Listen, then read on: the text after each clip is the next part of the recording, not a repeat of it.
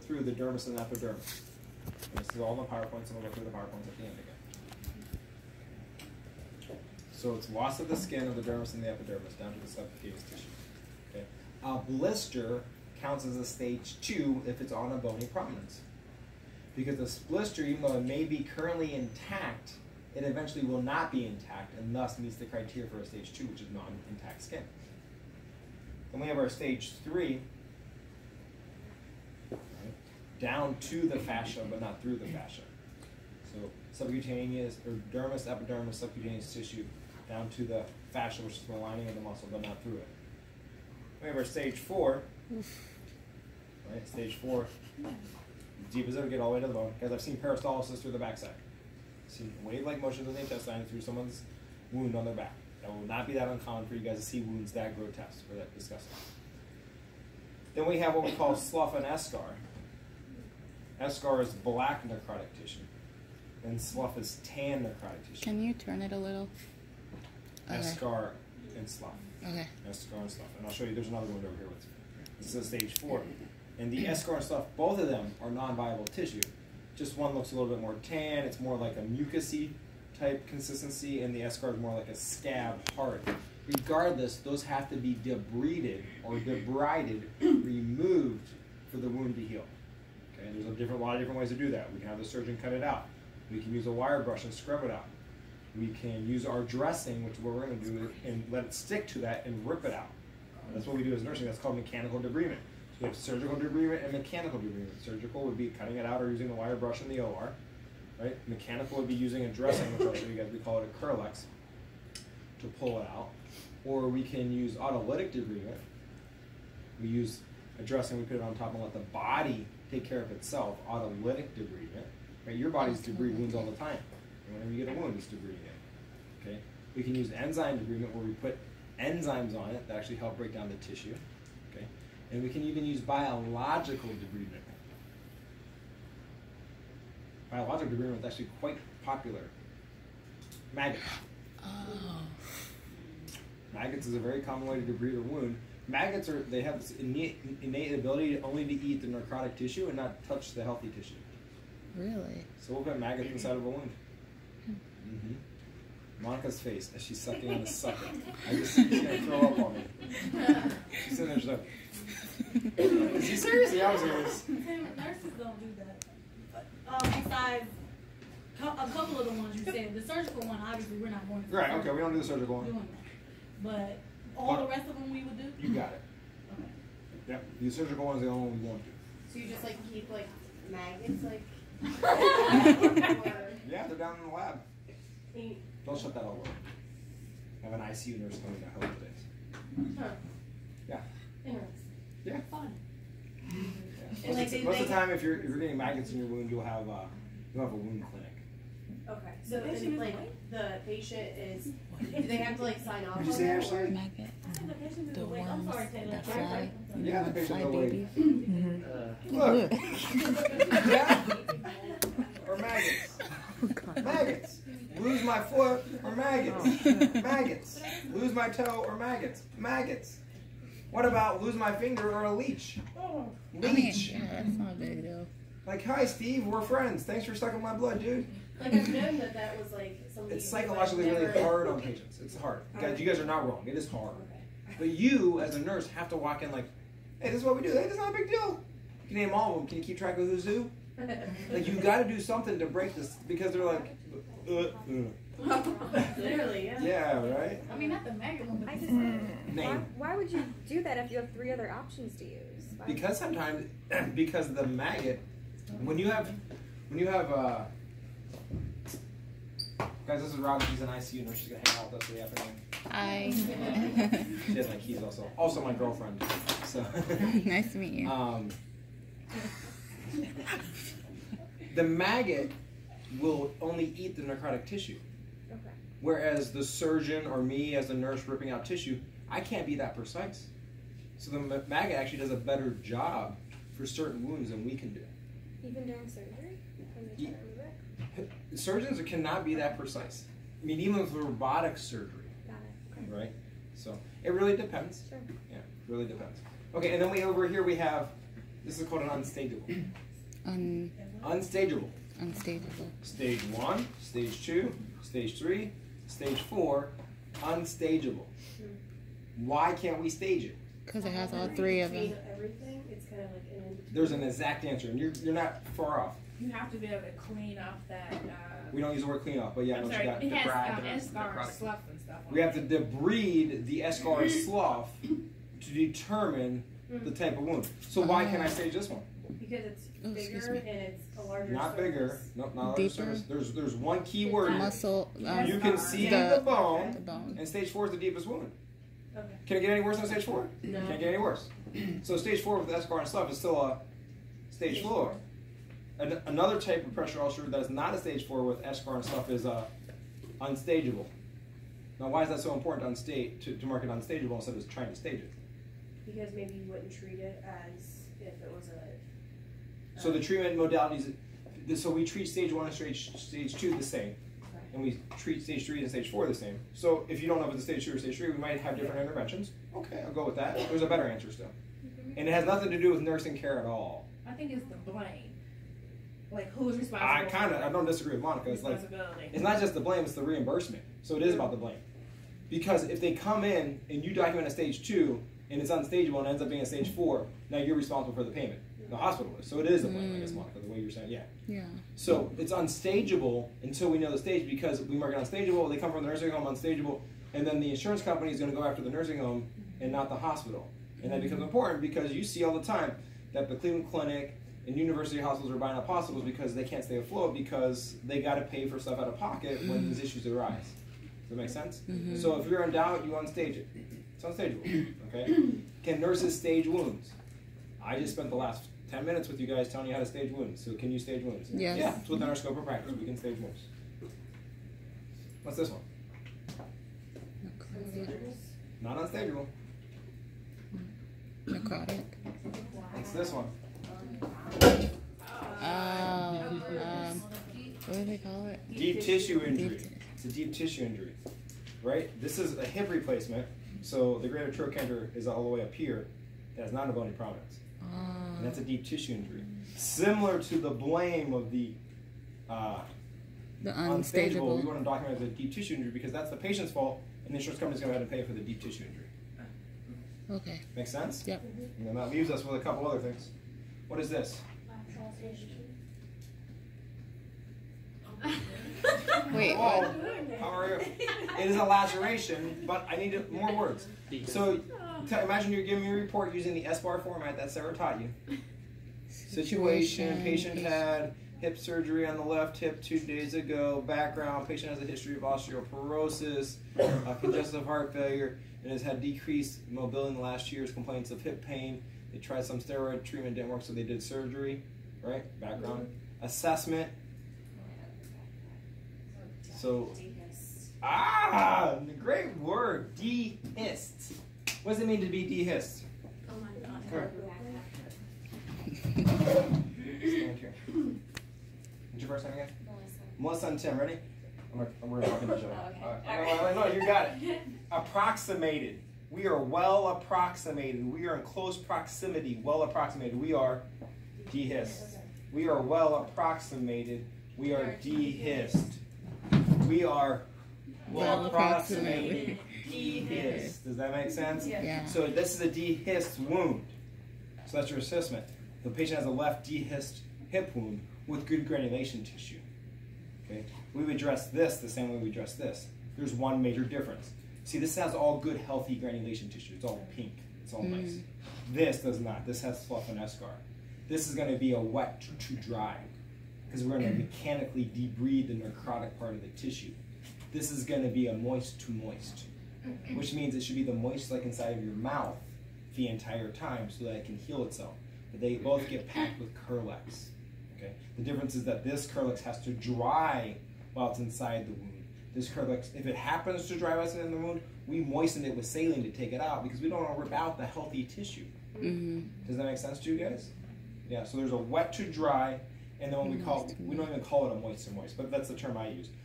We call it just a dressing. We just say we will pack it. But you know that it has to get packed, and the moisture should be like inside your mouth. When you wring out the Curlex, you'll see me wring it out here shortly, It should be, imagine that you're going to the beach. Mm. It's a 90-degree day outside. You've been in the water, you've been playing, you dry off, you sunbathe for a little bit. You're like, okay, I gotta go get lunch. You throw your towel in the car, and you forget it there for a week. And then there's a musty odor in your car because the towel is just so damp. Mm-hmm. That's when I say wet to dry. That's what I mean by wet. Okay. Like it's just ever so damp. Because if you put it in there too wet, is it gonna dry?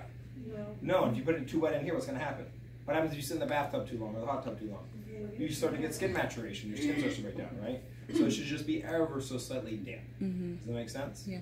Okay. What would it be called if the organs? Let's say this was on my abdominal cavity, or let's do a better one. Here, this is a real life scenario on this one. Say the doc comes in, decides that this is called a Penrose drain. This is a Penrose drain. You can open it up if you want. It's open on both ends. It's not a truncate. It's open on both ends. It's a Penrose drain. Doctor pulls out the Penrose drain, and with the Penrose drain, out comes something intestine. What is the term for that? Ostomy. What was it? Ostomy. No, not an ostomy. I know what you're thinking because the end of if you bring the intestine out and you cut it off, that's called a stoma or an ostomy, right? But that's not called that. Evisceration. The lining of an organ is called the viscera. And this is all in our PowerPoint. It would be evisceration. So a wound that's dehisced, because this is dehisced because it has a drain on it, right? This cannot be well approximated. There is a Penrose drain between the two layers of the tissue. So this is a dehisced hip wound, and then it can eviscerate. The organs can come out. Okay? I've seen this numerous times. Okay? Numerous times. Not a big deal. I mean, like it's a big deal to the patient. It's not like, let me put it this way. It's an urgent situation, but it's not an emergent situation. We need to do something in the next 4 hours. We don't need to do something right now. Like your organs can hang out. Now we got to keep them alive, right? We got to keep their organs alive. The patient's not going to die, but their organs can become non-viable organs. So we have to keep them moist with saline moistened gauze. Now please, when you guys think of saline moistened gauze, here's gauze. Passing around gauze. One example of gauze. Those are 4x4s. Here's another example of gauze. This is Curlex. Okay, this is ruled gauze. Billy, hold up yours. So take a piece out. That's sheets of gauze, ruled gauze. If we just were to connect all those sheets together, we would get ruled gauze. So they're the same thing. What you have to do is you have to make it saline moistened. Now the guys, they don't make saline moistened gauze. They make gauze and they make saline. What do you have to do? You get to make saline moistened gauze. Right? Because I can remember when Abby, I could hear, I need saline moistened gauze and here's stat. I was like, oh crap, someone eviscerated. I was like, cool. So I run into the room where all the supplies are, the supply closet. And I have 2 nurses in there. They've both been nurses for a long time. I'm like, Tim, where's the saline moistened gauze at? I'm like, we don't make it. They're like, well, what are we going to get? I was like, get some gauze and some saline and we'll make our own. I was like, right? So that patient was quite funny because when I got in the room, she's like, I'm going to sue the doctor. That patient was hooked up to a drain like this. This is called a Jackson-Peratt drain. Okay. However, instead of it being hooked up to the bulb, they hooked it up to the suction. We showed you guys when we did oral care. And that's called an axiom drain. Okay. And when the doctor came in to take out the axiom drain, he forgot to turn off the suction. So now it's sucked to the intestine. He just pulled the intestine right out with it. And so he's in there. He's a resident. Poor guy. Oh my god. That is his. Anyways, I'm gonna sue the hell out of you guys. Go right ahead. You're gonna sue the hell out of that guy. It's gonna be great. I'm not getting sued. And then we gave him 10 of morphine, or it was a female. We gave her 10 of morphine. She's like, "You guys are awesome. Thanks for taking care of me." It's amazing what 10 milligrams of morphine can do for you. Go from suing us to that. So this is a JP drain. This is called a negative. Negative pressure drain. It's a negative pressure drain because what happens is you crumble it. I'll show you how to empty this later. You crumble it up like that. You put the cap back on with cleaning it with alcohol, and then it holds suction.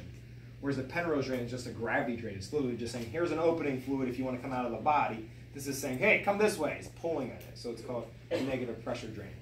It's a JP drain. Okay. This one here, these two are called hemovacs. Same idea as the JP drain. Okay. And guys, I only have one of these. This would get hooked up to here. Okay, but same idea. This is inside. Okay.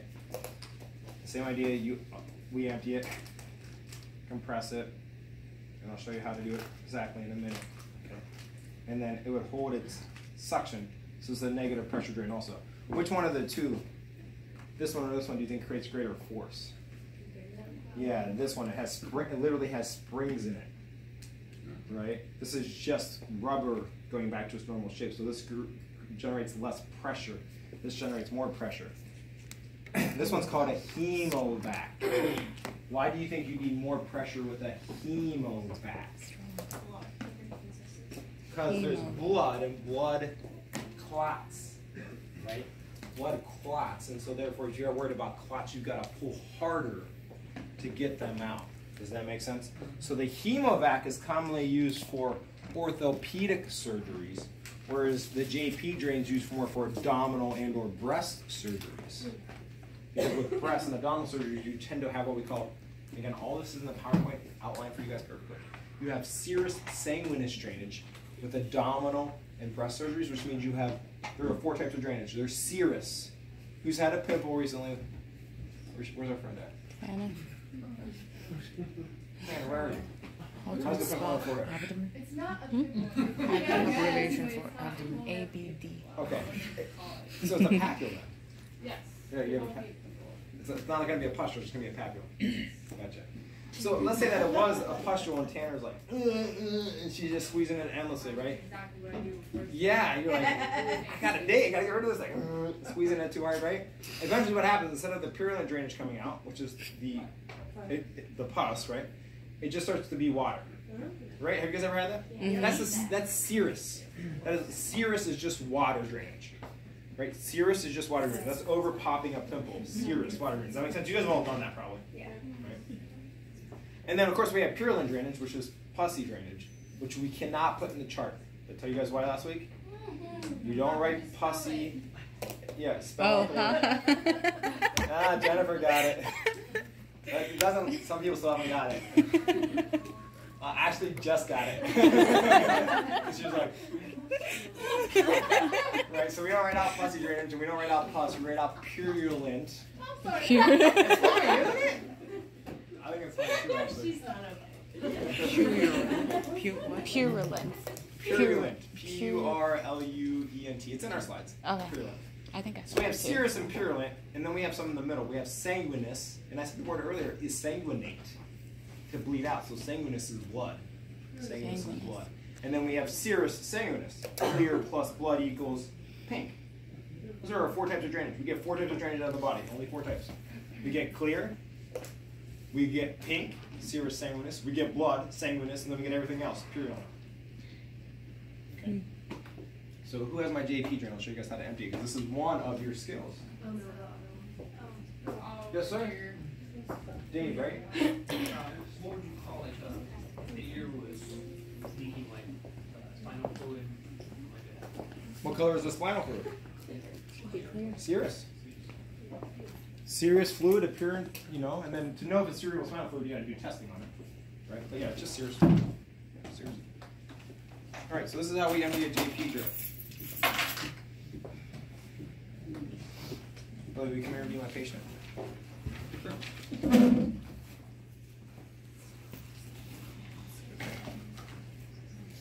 So put this inside your pocket. I know. So guys, I wash my hands, I've introduced myself to the patient, identified my patient, and I'm going to explain the procedure. We do that with everyone, right? Mm-hmm. Provided for privacy. Every skill we do, we're going to do those things. Those are assumed you're going to verbalize them to me. So he has a JP drain. It happens to be in his hip. Usually that would be a hemovac. Okay, so it's a JP drain. Hold that in there, Billy. Guys, if that ever happens, don't panic as a nurse. Just call it back. Hey, the JP drain fell out. It has decreased, because probably when it falls out has been having decreased output. Like, thanks for DCing it for me. That'd be the normal response. Because they prevented them from DCing it. It fell out. So what you do is you take the cap off. You get your graduated cylinder. Now we have big graduated cylinders and we have small ones. Like it's big. On the JP drains, I tend to use the small ones, but that's not what we have here. And then I squirt everything out. Okay? Once I squirt everything out, I take my alcohol swab and I scrub where the cap goes into for 15 seconds. 15 seconds. And then I scrub the cap for 15 seconds. 15 seconds. Very good. Okay, so time lapse, save us time. And then I take the egg-shaped device and I compress it,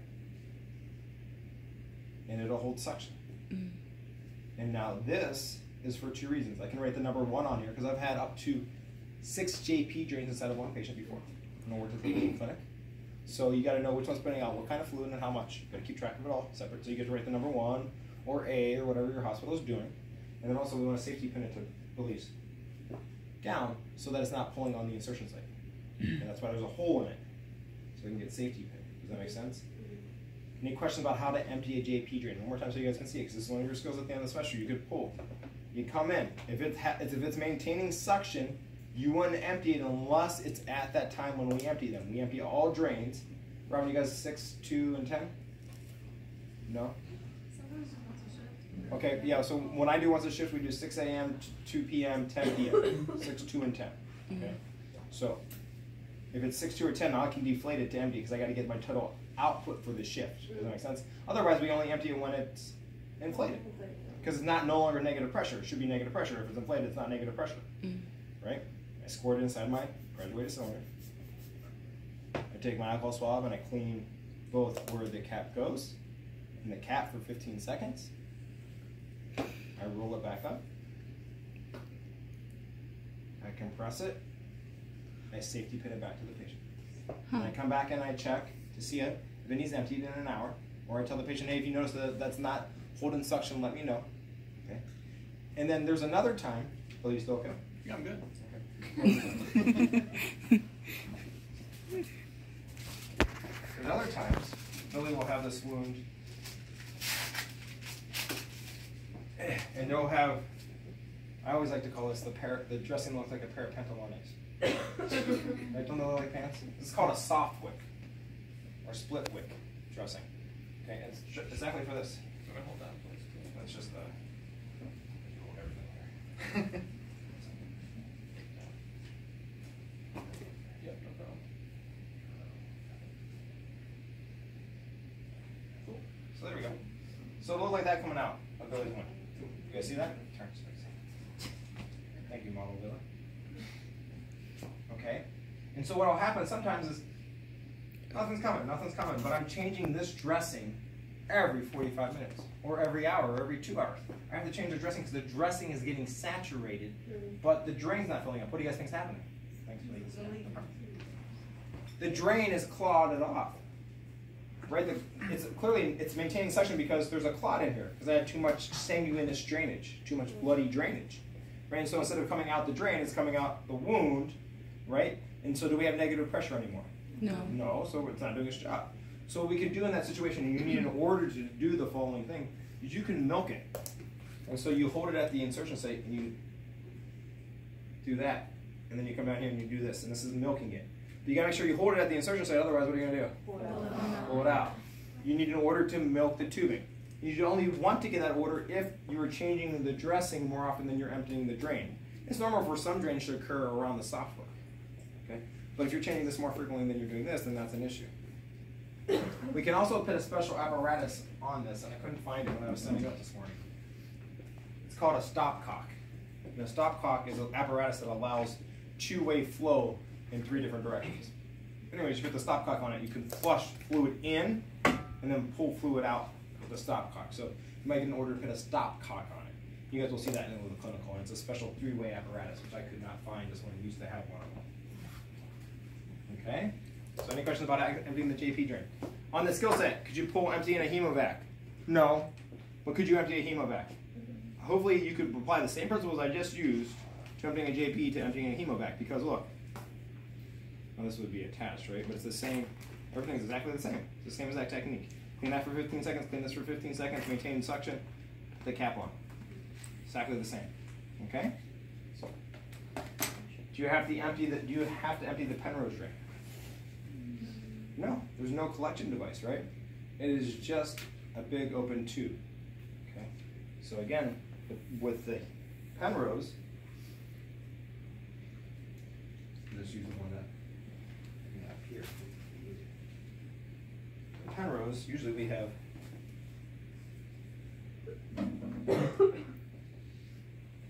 this, and and then we take one of these guys. And guys, this would be called the dressing. This is called the dressing. And this is the soft wick. It's a 4x4 with a cut. What happens if you're at a nursing home and they don't have soft wicks? You just cut one. Get a 4x4 and cut it. Yeah. Make your own. And this is called a bandage. The bandage holds the dressing in place. And then we tape this like a picture frame, with most of the tape being on the bandage, 60%, 70%, and 30 or 40% being on the skin. Okay? And we don't need them to be extra long. Make a nice picture frame. Okay? And then we just change the dressing and the bandage when they get soiled. That's all you do with the Penrose ring. Why is there a paper clip in our Penrose ring? You can pass that on. Sure. Yeah, so we don't lose it, right? Because it could go back inside the body, so we don't lose it. Okay. Any questions about any of this stuff so far? How do you need a doctor's order to milk? Why do you need a doctor's order to milk? Because it's not part of our standard of practice. Now, you might be on a certain floor where they say, go ahead and milk JP trains all the time. If they say that, you have an order. And that's the standard of practice on that floor. But it creates greater pressure than the drain itself does when you do it. So some docs don't like it, right? It becomes a doctor's preference. Okay, what is this apparatus I have? A wound vac. What does a wound vac do? Someone made millions of dollars. They took a sponge that I used to clean my car, right? And they took, this is the collection canister, but this sits into the vacuum. This is like the canister that you guys take out of your vacuum, you dump it out of the bag, you empty out, that sits inside of a vacuum, right? And this gets connected to this, and this goes on there like this, and we tuck it inside the window, I'll show you in a second. And we put a bio-occlusive dressing, just a clear, transparent dressing over top of it, and we turn on the vacuum cleaner. And it just sucks, you know, like that, and the wound that was dehisced now becomes closer to being approximated, and we leave it turned on for 48 hours straight. And it pulls all the excess of fluid out of here, and also at the same time, it's pulling all the growth factors, right? And the cytokines, and it's going, do-do-do, come over here, heal! And it's helping with angiogenesis, and it's removing the exudate, and the wound heals up to 70% faster because someone took a vacuum cleaner and hooked it up to a sponge and threw it in a wound. And they're worth billions of dollars. I want to be that person. Right? So, if we're going to do the wound vac, we literally, again, is any of these dressings so far sterile? The only sterile dressing changes that we tend to do is central line dressing changes. So literally, I would come over here with a pair of scissors and I would start snipping this, trying to get it to fit the right size. Once I have it in there, I put it in there. Got to make a little bit more snipping. Good. Once it's in place, I take my bio-occlusive dressing.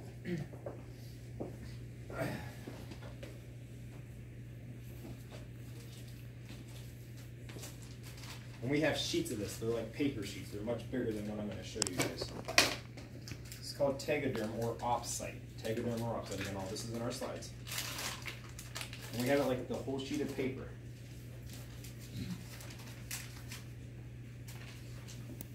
And I would take this. I might need 2 sheets. I might need 3 sheets. I don't know how many sheets I'm going to need. But I would tape it like that and another piece on top. And the sponge is underneath there. Does that make sense? And it's covering up the sponge. And it's going to cause a vacuum tight seal. Right? And I pull off that guy and that guy, and then I need another sheet. And sometimes, guys, you have abdominal wounds that take 3 or 4 full sponges. Wow. Yeah, we have large people in our countries, right? 3 or 4 sponges. You got to mark that, and as long as the sponges are touching each other, the air will flow through the sponges. And then from there, you take a pair of scissors. You guys understand I would have another opsite down here, yeah? I take a pair of scissors, I make a little slit here and here. I put this right on top of that, and then I put an opsite on top of that. To seal it. To seal it. And then I hook this up to my vacuum. And then I turn it on, and my wound's going to go, right? And I leave it in place for 48 hours, and 48 hours I change it. Okay? A lot of new nurses are so nervous about changing this apparatus. You can't do it wrong as long as when you turn on the vacuum it holds suction. If it's not holding suction, you haven't put enough Tegaderm on. Go put more Tegaderm on. Go find out where the suction is, where the air leak is at. Right? But as long as it's maintaining suction, you can't do it wrong. So you put the sponge in, you put opsite or Tegaderm on top, you make a little slit on the sponge, you put the, whatever you want to call this apparatus on it, on place, you put another Tegaderm on top to seal it, hook it up to your suction, go. It's one of the easiest dressing changes to do. So after 48 hours, yep. it brings the skin together? No, after 48 hours, what happens is, so it's going to, when I say bring the skin together, because of the suction, it's going to do this. Oh, okay. Okay, it's just going to decompress the wound together. And then when you pull it out, it's going to do that. It's not going to actually hold the skin together. Okay. But what it's going to do is going to cause healing 70% faster. With So a the wound that might drawing used to take in. 6 months to heal is not going to heal in a month. Because it's doing nothing but removing all the toxins from the body, and it's also Drawing in like histamine. think about like a hickey. Like if you ever had a hickey, right? Yeah. Someone sucking on wherever, and the blood is getting pulled to that area. Yeah. And that's what this is doing. It's pulling all the good things that your body needs to heal the wound to the wound. Okay. It's not like, hey, find your way over there. It's like, I'm here, come. Right? And so it's healing a lot faster. Now, it actually happens sometimes that people heal so fast that it actually starts to heal into the sponge, and that's really painful. Oof. That's why when I started teaching, I thought about this like 12 years ago. I still haven't invented it. I probably should. A dissolvable sponge. So a sponge that your body eats as it heals. Oh. I could be worth millions. Not if I do it first. All Not right, if we do it questions? first. We have to do it Names first. again. I know that you guys know what's up. How much suction do I put on? Great question. On that apparatus back there is green and yellow. I think, Seth, can you just go and look at the numbers so I make sure it's correct? I think the transition is at 80 between, no, the next one over. Nope, left. There we go. Between where it says low and moderate suction, I think it's 80. Changes colors, 80. Yeah, and then it changes again from yellow to red at 125. One what? 120. 120. So I don't ever go above 120. Okay, so usually I maintain it right around 120, 125, 115, 120. Okay, that's the kind of suction we like to see with our wound packs. Good question. Ashley. How do you prevent the patient from moving while you're doing it? Like, do you? I mean, you obviously wouldn't restrain them, but I'm gonna sue the hell out of you guys. You guys are taking such good care of me. Morphine. So you give them something. Dilaudid. Yeah, you always want to medicate before any dressing change. It's gonna be painful. Yeah, get them in a spot where, guys, don't think opioid analgesics are bad.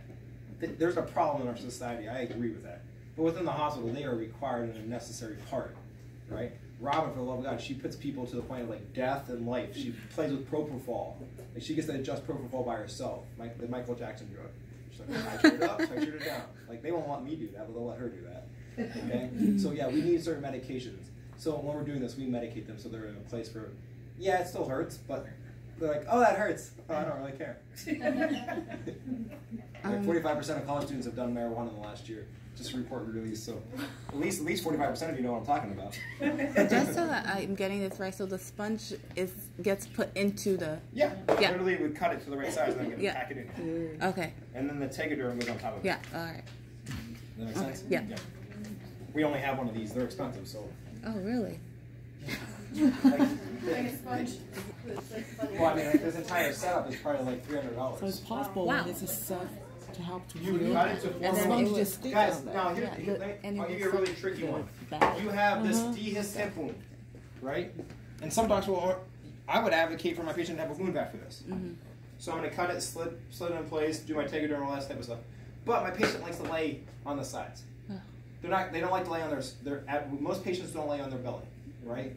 Like we don't lay on our abdomen. So what we would do is we'd pack it in the sponge, pack it into the hip.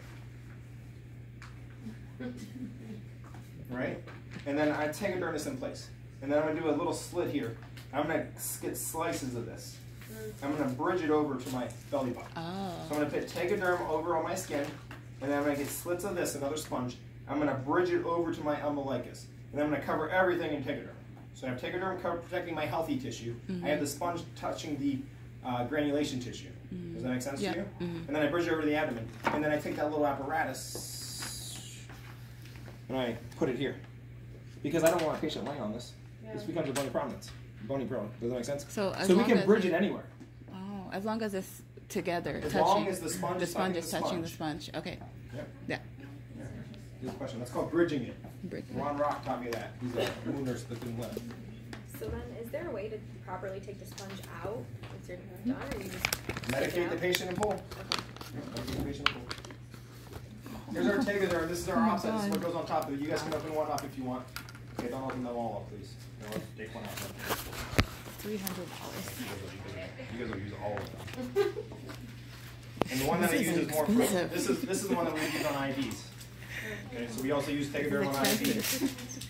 Another name for Tegaderm is Opsite. So I'll leave it like this so you guys can kind of peel it back and forth and see.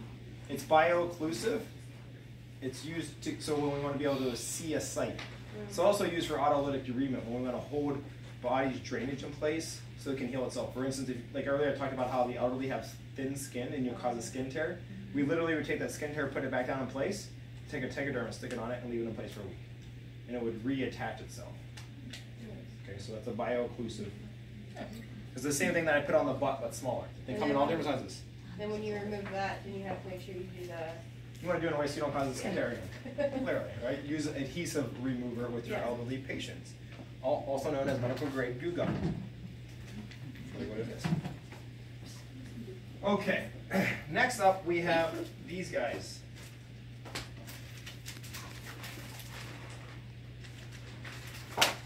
We have our mephiles and our duoderms.